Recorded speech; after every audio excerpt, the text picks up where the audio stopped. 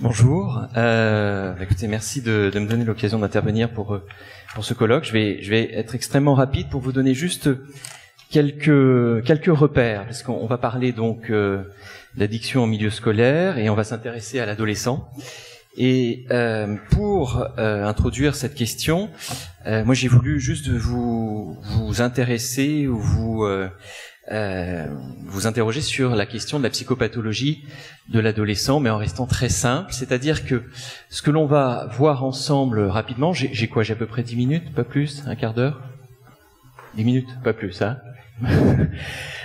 Sur la psychopathologie de l'adolescent, en partant de 4 grandes questions, 4 grandes étapes de développement de l'enfant et de l'adolescent. Alors, ces 4 grandes questions, elles résument en fait le développement psychique de l'enfant et le questionnement à l'adolescence, qui peut expliquer ou qui donne une grille d'analyse des comportements à risque, des conduites à risque et des comportements addictifs que l'on peut observer dans nos consultations ou en milieu scolaire. Alors la première question, en fait, il faudrait peut-être, voilà, hop, je vais le mettre de cette manière-là. Voilà, vous avez ici 4 questions fondamentales sur lesquelles moi je me suis attardé et sur lesquelles j'ai travaillé, qui correspondent en fait très schématiquement aux questions que vont se poser l'enfant entre 0 et 6 ans. La première question que vous voyez, entre 0 et 4 mois, l'enfant demande à son entourage et par les soins qui vont lui être donnés, est-ce que je suis accepté ? Ça reste une question fondamentale, c'est-à-dire est-ce que je suis accepté tel que je suis? Pour ceux que ça intéresse, il suffit aussi de s'interroger sur la question du déni de grossesse, et là vous avez déjà des éléments de réponse, mais je ne vais pas aller plus loin là-dedans. Donc première question, est-ce que je suis accepté tel que je suis? Deuxième question que pose l'enfant entre 4 mois et 1 an, est-ce qu'on connaît mes besoins? On est dans ces 2 premières questions, dans cette étape de la construction psychique de l'enfant, dans une relation à l'environnement, où je demande finalement à cet environnement de pouvoir répondre de manière satisfaisante à cette sensation de pouvoir être accepté, d'être compris, et surtout qu'on réponde à mes besoins. Deuxième temps, à partir d'1 an, l'enfant va marcher, donc il va commencer à s'autonomiser, il va sortir d'une phase de fusion, vous avez vu, il y a marqué, voilà, ça apparaît là-haut, il y a cette phase de fusion et de lien. Il va petit à petit marcher, s'autonomiser et commencer à désirer par lui-même. Donc entre 1 an et 3 ans, c'est la fameuse phase du non. Vous proposez quelque chose à un enfant, il vous dit non systématiquement. Eh bien, il est dans une phase de différenciation pour petit à petit, dans cette autonomisation, commencer à pouvoir exprimer un désir. Vous avez les enfants entre 3 et 6 ans. Pour ceux qui en ont l'expérience, ou rappelez-vous les crises que pouvaient faire nos tout petits lorsqu'ils voulaient mettre telle paire de chaussettes avec tel vêtement et que c'était infernal et qu'il fallait absolument partir avec le t-shirt de Batman à l'école ou de Spider-Man. Enfin bon, donc une phase d'autonomisation. Donc très rapidement, en fait, très schématiquement, vous voyez que à travers ces questions, l'enfant va se développer, va être dans une relation au monde où il va demander à ce qu'on réponde à ses besoins, rassurer que ses besoins fondamentaux d'acceptation et puis de survie soient respectés, et bien il va pouvoir investir ce monde. Alors ces 4 questions, eh bien elles vont se reposer de manière tout à fait intéressante, mais de manière beaucoup plus forte et beaucoup plus engageante au niveau des parents à l'adolescence, puisque la question de l'acceptation, elle va se jouer là avec le groupe d'amis. Est-ce que je suis accepté et est-ce que dans ce groupe d'amis, eh bien pour pouvoir me faire accepter, il peut y avoir des rites initiatiques, et là il peut y avoir des rencontres pour la première fois avec des produits pour faire partie du groupe, fait tourner le joint ou goûte à l'alcool. Donc il y a la question de l'identité et de se sentir accepté dans un groupe d'appartenance dans lequel on va pouvoir être initié justement à des substances et des consommations de produits. Connaît-on mes besoins? Cette question, l'ado, il vous la pose aux parents, bien évidemment, l'argent de poche, les vêtements, le téléphone, etc. Et cette connaissance des besoins, eh bien, en fait, elle vient dans une demande de reconnaissance de qui je suis pour pouvoir m'affirmer en tant que futur adulte, différencié de ses parents, que je mets de côté et à distance. Et cette différenciation, eh bien, elle peut aussi se faire par l'idée de pouvoir être fort, de pouvoir être autonome, de pouvoir être différent dans une consommation de produits qui, justement, la cigarette, l'alcool, le tabac, ces produits nous mènent, si vous voulez, petit à petit dans un monde adulte dans lequel je vais pouvoir me positionner en étant plus fort et en étant moi-même, avec la question du désir par moi-même, c'est-à-dire est-ce que je peux me différencier. Justement, vous savez très bien que ce qui intéresse l'adolescent, c'est de pouvoir braver des interdits. Et donc, à partir du moment où je pose des interdits, il faut se dire qu'ils sont faits pour être contournés. D'où la question, par exemple, de l'interdiction ou de la question de la légalisation du cannabis. Si on se met à légaliser, par exemple, au collège ou au lycée, mais au collège, si on se met à légaliser la cigarette n'étant plus interdite, eh bien, qu'est-ce qu'on va pouvoir faire pour pouvoir dépasser un interdit? Donc, il va falloir passer à un produit un peu plus supérieur. C'est-à-dire, si je légalise finalement le cannabis, eh bien, le cannabis étant autorisé, il va falloir que je transgresse avec un produit un peu plus interdit. Alors après, ça peut être opium, héroïne, etc. Donc, ces deux questions, le lien et la loi, le rapport au monde, eh bien, vont venir nous interroger et interroger l'adolescent dans sa construction et dans son rapport au produit, puisque ce qui va déterminer l'addiction, c'est bien la rencontre entre un sujet, le produit et son environnement. Voilà, je laisse la place à mes collègues. Eh bien, merci. Merci, chers collègues, d'avoir respecté le temps parfaitement. Et comme ça, Madame Hébreau pourra prendre la parole sereinement. Voilà, bonsoir. Mais en la passant aux autres pour qu'ils soient aussi sereins. Voilà, j'espère. En tout cas, je tiens à remercier les organisateurs de ce colloque de donner la possibilité d'intervenir et de parler succinctement des missions des infirmières de l'éducation nationale. Donc, dans l'académie, nous avons au moins une infirmière par établissement scolaire du second degré.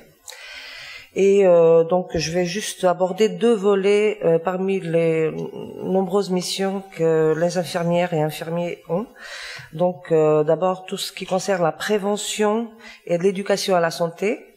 Donc, elles ont pour mission de concevoir, organiser, évaluer les actions de promotion et d'éducation à la santé, donc notamment dans le cadre du parcours éducatif de santé. Et deuxième volet, c'est tout ce qui concerne l'accueil des élèves. Donc, elle doit accueillir tout élève ou étudiant pour quelque motif que ce soit, y compris d'ordre relationnel ou psychologique, dès lors qu'il y a une incidence sur sa santé ou sa scolarité. Donc, tous les ans, il y a une synthèse académique de l'activité des infirmiers et des infirmières. Voilà, donc les chiffres que je vais donner donc sont tirés de cette synthèse académique pour l'année 2016-2017. Donc l'année dernière, il y a eu 226 000 passages d'élèves dans les infirmeries, dont plus de 15 000 pour des raisons d'écoute relationnelle. Pourquoi je donne ce chiffre? C'est que les jeunes qui sont en situation d'addiction, souvent donc ils sont aussi en situation de mal-être, donc beaucoup de demandes d'écoute et de relationnel. Donc les passages pour suspicion d'intoxication à l'alcool ou autres substances psychoactives, donc il y a eu, ça concernait 510 garçons et 131 filles, sachant que ce chiffre il est vraiment en dessous certainement de la réalité, puisque l'application que nous avons pour faire le recueil de l'activité des infirmières ne prend pas en compte cette donnée, donc on doit noter à côté. Je suppose que c'est peut-être pas forcément fait à chaque fois, parce que bon, voilà. Donc pour les garçons, il y a eu 238 en collège, 87 en lycée général technologique et 185 en lycée professionnel. Et pour les filles, la répartition, c'était 75 pour le collège, 32 pour le lycée technologique et général et technologique, et 24 pour le lycée professionnel. Donc, le deuxième volet que je voulais aborder, c'est tout ce qui concerne le suivi, l'accueil, le suivi individualisé des élèves. Donc, les infirmiers doivent recevoir et suivre tous les élèves qui lui sont signalés par les membres de l'équipe éducative et parfois même par les parents. Donc, les membres de l'équipe éducative, c'est tous les gens, bon, les parents en font partie aussi, hein, qui entourent l'enfant en milieu scolaire et à l'extérieur aussi. Donc, aussi, parfois la demande de l'élève lui-même. Donc, dans le cadre de ce suivi individualisé, l'infirmière met en place des consultations individuelles en éducation à la santé qui sont centrées sur le besoin identifié et qui peut s'agir notamment des conduites addictives. L'objectif de ces entretiens étant de fournir à l'élève ou à l'étudiant des éléments de réflexion et d'information afin de renforcer sa capacité à prendre des décisions et l'accompagne vers l'autonomie. Bien sûr, pour ce faire, un climat de confiance doit être instauré.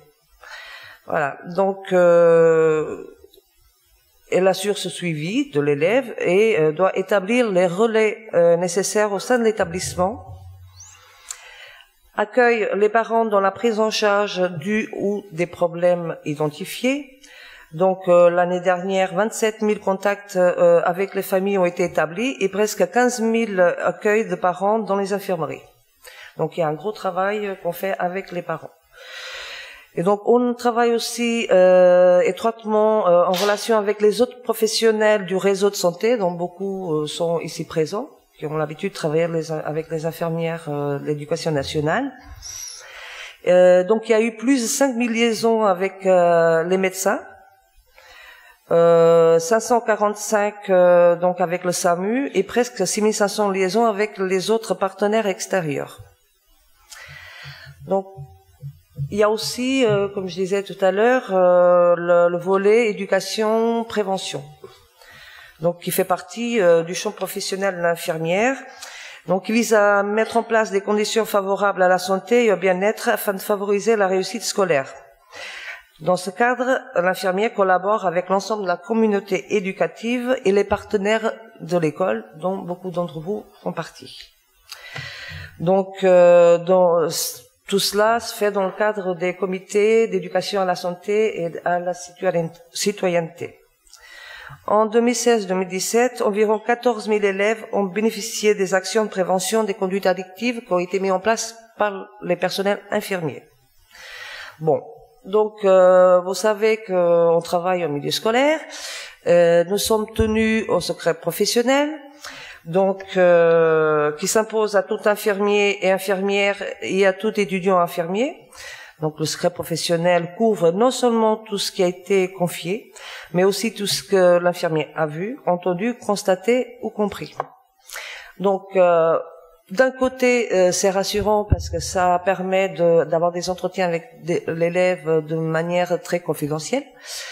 Aussi, ça permet d'instaurer donc plus facilement ce climat de confiance avec l'élève.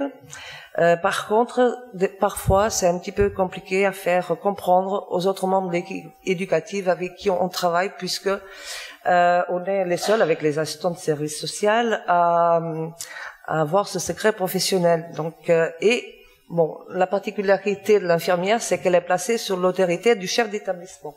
Donc, on essaie de travailler au mieux, dans l'intérêt de l'élève, bien sûr, partager les informations qu'on peut partager, parce qu'on est tous là pour la réussite scolaire des élèves.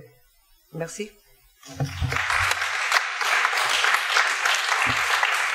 Merci Madame Hébro. Éric Coulot, proviseur de vie scolaire. Voilà, oui, donc en tant que proviseur vie scolaire, je vais essayer de porter un petit peu la voix des chefs d'établissement. Alors, je crois que le thème central du colloque, c'est bien de croiser les regards, et en particulier, en schématisant un peu, entre tout ce qui va être du côté prévention et tout ce qui va être du côté plutôt sanction. Or, il s'avère que quand on est chef d'établissement, on est représentant de l'État dans son établissement scolaire, et donc on est responsable de l'ensemble de la politique menée par l'État. Ça veut dire aussi bien le volet prévention que le volet répression.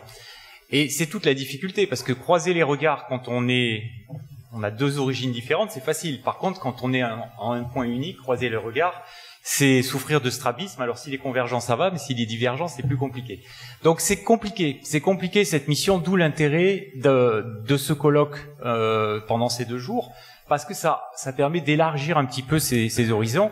Et moi, ce que je vais vous dire, c'est que par la pratique et par les échanges que j'ai régulièrement avec mes collègues, ce qui en ressort, c'est que autant du côté éducatif, les missions sont vastes, parce que un chef d'établissement, il va mettre en place un diagnostic éducatif dans son établissement scolaire, c'est-à-dire en fonction des caractéristiques de ses élèves, de l'environnement, etc., il va définir des priorités. S'il a des grossesses précoces, s'il a des conduites addictives fréquentes, s'il y a eu des accidents de la route qui ont touché des élèves, s'il y a eu une tentative de suicide dans l'établissement ou autre. Donc chaque fois, il faut prioriser. On fait un diagnostic éducatif et après, on va faire des actions à partir de ce diagnostic éducatif, à travers ce que disait Madame Hébro, le comité d'éducation santé citoyenneté, ce qu'on appelle le CESC, qui est l'instance dans laquelle on va mettre en place toutes les actions éducatives qui vont concerner les élèves. Donc ça, c'est bien schématisé, c'est bien établi, mais à côté de ça, il faut aussi mettre ce qu'on appelle le parcours citoyen en place, le parcours éducatif de santé. Tout ça, c'est compliqué parce que chaque fois, les missions sont très vastes. Vous imaginez bien que dans le parcours éducatif, on va aussi parler, et en ce moment on en parle beaucoup, de laïcité, de lutte contre les discriminations, de lutte contre les violences, d'environnement, de sécurité routière. Donc les missions sont vraiment très vastes, donc c'est compliqué d'être efficace dans ce cadre-là. Après, sur le plan de la sanction, c'est le rôle du chef d'établissement, souvent, d'être celui qui sanctionne. Alors, je vais rappeler des mauvais souvenirs à certains, mais on a d'une part les punitions, c'est les heures de colle que certains ont pu connaître, plus d'autres sanctions qui sont inscrites au règlement intérieur, parce que c'est le règlement intérieur qui définit le cadre pour les élèves, et il faut toujours associer les élèves à la rédaction du règlement intérieur, justement, parce qu'ils l'intègrent mieux et ils en acceptent un petit peu les tenants et les aboutissants. Et après, par rapport à ces règlements intérieurs, à côté des punitions, on a aussi des sanctions. Les sanctions, c'est avertissement, blâme, mesure de responsabilisation, exclusion de la classe ou de l'établissement de moins de 8 jours. Et ensuite, le conseil de discipline peut prendre une décision d'exclusion définitive. Donc là, on a tout un volet répressif, ce qui fait qu'on a une micro-société avec des règles un peu particulières, qui sont des règles plus simples, pour faire une éducation à la citoyenneté auprès des élèves, pour les préparer à leur vie de citoyen par la suite. Mais attention, il faut aussi qu'on respecte les lois. Et vous savez que maintenant, il y a de plus en plus une tendance à la judiciarisation de tous les événements en milieu scolaire, avec des dépôts de plainte derrière. C'est-à-dire que les gens ne se limitent plus au règlement intérieur qui s'applique, en estimant que les faits sont suffisamment graves pour dépasser le règlement intérieur, pour aller vers un dépôt de plainte ou autre. Des fois justifié, des fois c'est le règlement intérieur suffirait largement pour traiter des cas les plus courants. Donc on est toujours dans cette limite-là, c'est compliqué pour un chef d'établissement de jouer avec tout ça. Et les conduites addictives, c'est quelque chose de fréquent, Madame Hébro en a parlé, c'est quelque chose que les chefs d'établissement ont à gérer au quotidien. Donc ça veut dire qu'il faut appeler les parents, parce qu'on a des mineurs, des élèves mineurs. Alors on a un secret professionnel, mais le secret professionnel, en fait, il est très vite mis à mal, parce qu'on est obligé de prévenir les parents, parce qu'on a des enfants mineurs. Si les faits sont graves, il faut qu'on prévienne au minimum son référent police, son référent gendarmerie, voire même faire un signalement au procureur, article 40, si on a par exemple un trafic dans l'établissement ou des choses qui sont graves. Donc il faut toujours garder son rôle d'éducateur, mais on est aussi dans un contexte qui est un contexte légal. Donc la part de liberté, elle est de plus en plus fine, c'est-à-dire que on peut de moins en moins prendre sur soi pour dire, si on a un élève par exemple qui va avoir fumé une fois du Zamal, et puis qu'on le connaît bien par ailleurs, qu'on se doute bien que de toute façon, si on met les parents sur le coup, ça va suffire largement parce que tout va rentrer dans l'ordre. Mais en même temps, c'est vrai qu'on est aussi pris dans une dynamique qui fait qu'on prévient quand même le policier ou le gendarme référent, parce que il faut faire un travail comme ça en écho, et qu'on travaille ensemble, mais avec les mêmes finalités. Parce que c'est vrai qu'on peut... le rôle d'un chef d'établissement, c'est toujours un rôle éducatif, même si on est responsable de la sécurité, c'est notre première mission, mais on a quand même ce rôle éducatif, donc on essaye toujours de travailler pour les élèves, on travaille pas contre eux. Donc il faut que toutes ces dynamiques s'articulent. Et c'est vrai que l'établissement scolaire, c'est un lieu d'articulation de toutes ces politiques-là. Voilà, c'est tout ce que je voulais dire.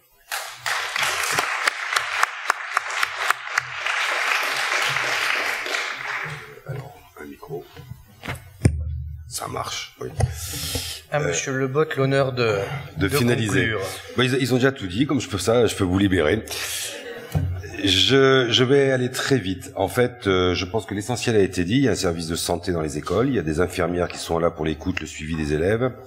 Il y a des enseignants, un chef d'établissement qui est là aussi pour rappeler les règles. On a des partenaires extérieurs avec des bailleurs que sont l'ARS, les collectivités territoriales, régions, départements, mais communes aussi. Il nous faut ce regard croisé avec les partenaires, le personnel éducatif et le personnel de santé. On a un service de santé aussi avec des médecins, une trentaine pour 200 000 élèves, ce qui est pas beaucoup. Eux, ils interviennent plutôt dans les situations graves pour soit réintégrer un élève, soit expliquer le comportement de l'élève et faire rentrer un petit peu la santé dans l'établissement en accompagnement de l'élève. Mais j'ai quand même des bonnes nouvelles à vous annoncer. Nous avons fait une enquête qui s'appelle ESPAD, qui s'est pour la première fois réalisée à La Réunion. Je vais parler sous contrôle de l'ORS parce que les chiffres ne sont pas encore officiels, donc sous réserve qu'ils soient validés. Mais j'ai 2-3 petites bonnes nouvelles à dire, qu'on connaissait un petit peu. Les lycéens, puisque c'était une enquête qui touchait les lycéens, ont un tabagisme quotidien inférieur aux petits métropolitains. Ici, à La Réunion, on est à 19% d'usage quotidien contre 23% en métropole. L'usage de la chicha, qui est un peu particulière, est bien évidemment ici beaucoup moins développé, 39% contre 48% au niveau national. Les comportements excessifs comme les ivresses et alcoolisations ponctuelles importantes, les API, sont aussi inférieurs à La Réunion, contrairement à ce qu'on aurait pu croire, qu'à la métropole, avec presque 25% de moins, puisqu'on a 35% de lycéens qui le déclarent, je parle des garçons, pour 47% au niveau national. Par contre, nous avons des indicateurs qui sont pas très bons. Eh oui, mais il y en a bien d'autres. Hein. C'est qu'un lycéen sur deux dit avoir expérimenté le cannabis. C'est-à-dire, il y a 70 000 lycéens, ça vous en fait 35 000 expérimentateurs. Ça fait froid dans le dos, mais c'est comme ça. C'est identique à la métropole, le pourcentage. L'usage annuel de au moins une fois est identique à la métropole. Par contre, l'expérimentation de tranquillisants, médicaments somnifères, hors prescription médicale, est déclarée quand même par 8 à 10% des lycéens. Et là, c'est inquiétant. Parce que c'est pas des produits accessibles facilement. Concernant le dopage, plus d'un tiers des garçons déclarent avoir pris des produits énergisants. Et donc, il y a déjà derrière la performance. Il y a déjà derrière qu'est-ce que je peux améliorer et comment je peux moins souffrir. Alors, ça, c'était des chiffres, des indicateurs. Je ne vais pas vous embêter avec plus de chiffres. Je crois que la prévention, qu'elle soit primaire, secondaire, en milieu scolaire, est indispensable. Elle doit être travaillée en partenariat. J'affectionne particulièrement les orientations nationales que sont le développement des compétences psychosociales, tout simplement parce que ça permet à plusieurs sujets de santé publique touchant fortement la Réunion d'être abordés, comme la nutrition avec l'obésité, les surpoids et le diabète, 2 fois plus de diabète, 2 fois plus d'obésité à la Réunion aussi, qu'au niveau national. Je me trompe peut-être, Thierry. Un petit peu moins. Et puis l'éducation à la sexualité, les grossesses précoces. Bien que les grossesses précoces, depuis 15 ans, 20 ans que nous sommes engagés sur cette prévention, nous commençons à voir s'infléchir la courbe réellement des IVG et des grossesses chez les mineurs. Ce qui est très rassurant de notre action, mais c'est une action publique de longue haleine. L'addiction, on commence à en prendre en compte. Je relèverai, moi, les TCAF, parce que quand je vois le nombre d'élèves présentant des troubles 10 ou des troubles de comportement neurocognitif posant problème aux chefs d'établissement, aux enseignants, des gamins qui n'arrivent pas à se comporter en classe, qui ne respectent rien, qui tapent les autres, qu'est-ce qu'on en fait? Et ces gamins doivent être pris en compte parce qu'on peut les accompagner et améliorer leur état de santé. Ensuite, il y a un travail en amont, c'est peut-être pas le nôtre, il y a des structures spécialisées, mais je crois que dans la prévention primaire, l'alcoolisation fœtale doit être abordée systématiquement et le plus précocement petit, chez les petits enfants. Freud disait que l'enfance se construit dans la petite enfance, mais il a dit beaucoup de bêtises, mais là je pense qu'il dit pas une bêtise. Je pense que quand on intervient chez un gamin de grande section de maternelle, CP, CE1, ce qui arrive de l'adulte, c'est parole de vérité. Et il y a quelque chose qui reste derrière. Et cette éducation à la santé, quel que soit le sujet, doit être prolongée tout au long de la scolarité, avec des interventions extérieures qui ravivent et qui permettent d'avoir un intérêt différent. Je vous remercie pour votre attention et je vous laisse aller manger.